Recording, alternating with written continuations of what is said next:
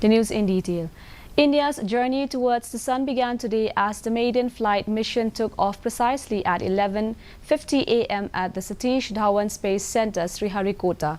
It took almost 1 hour and 3 minutes for ADITYA-L1 to begin its 125 days journey to the sun.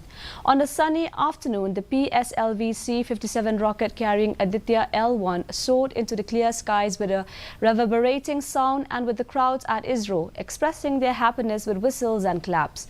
In a period of 4 months, ADITYA-L1 will reach the Lagrange point 1, where the gravitational forces of a two-body system like the Sun and the Earth produce enhanced regions of attraction and repulsion. ADITYA's L1 mission is to study the solar winds and the Sun's atmosphere. It carries 7 payloads to observe the photosphere, chromosphere, and the outermost layers of the Sun, the corona.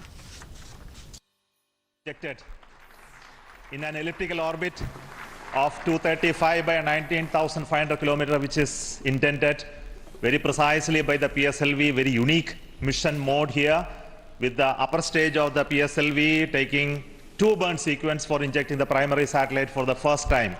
So I want to congratulate PSLV for such a very different mission approach today to do this mission of ADITYA-L1 to put it in the right orbit.